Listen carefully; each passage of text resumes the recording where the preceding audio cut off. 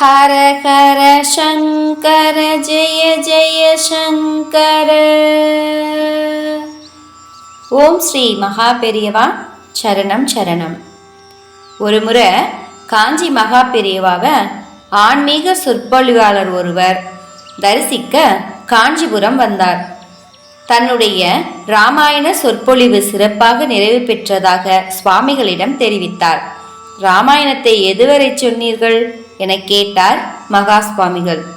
பட்டாபிஷேகம் வரை சொன்னேன், அதுதானே வழக்கம் என்றார் சொற்பொழிவாளர். இராமாயணம் இன்னும் முழுமை பெறவில்லை என்றே பொருள். யுத்த காண்டம் வரைதான் சொல்லி இருக்கிறீர்கள், இன்னும் உத்தரகாண்டம் மிச்சம் இருக்கிறதே. இராமாயண சொற்பொழிவில் பட்டாபிஷேகம் வரை சொல்கிறார்கள். ராமன் இந்த பூமியை விட்டு சரையு நதியில் இறங்கி வைகுண்டம் போனதெல்லாம் உத்தரகாண்டத்தில் தான் சொல்லப்பட்டுள்ளது. ராமன் எப்போதும் நம்முடன் இருக்க வேண்டும், வைகுண்டம் போகக்கூடாது என்பதற்காக உத்தரகாண்டம் சொல்வதில்லை. பாராயணம் செய்பவர்களும் உத்தரகாண்டத்தை விட்டுவிடுகிறார்கள்.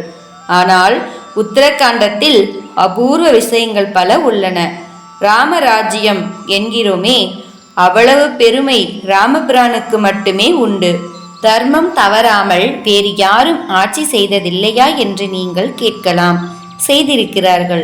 ஆனால் சாமானிய குடிமகன் குற்றம் சொன்னதற்காக தர்ம பத்தினியை தியாகம் செய்தவன் ராமன் ஒருவனே. உத்தரகாண்டத்தால் தான் ராமனுக்கு ராஜாராமன் என்ற பெயர் கிடைத்தது. ஒரு அரசர் எப்படி இருக்க வேண்டும் என்பதற்காக ராமன் வாழ்ந்து காட்டிய காண்டம் அது. எனவே சொற்பொழிவில் உத்தரகாண்டம் இடம்பெறுவதே சிறப்பு. ஒரு வீட்டில் இறப்பு நேர்ந்தாலோ அல்லது இறக்கும் தருவாயில் ஒருவர் இறந்தாலோ அவரிடம் 1008 தடவை ராமநாமம் சொல்ல வேண்டும்.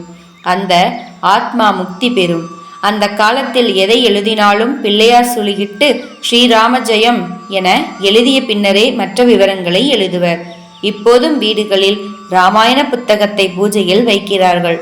தினமும் படிக்காவிட்டாலும் கூட விளக்கேற்றி பூவும் துளசியும் இட்டு வழிபடுகிறார்கள்.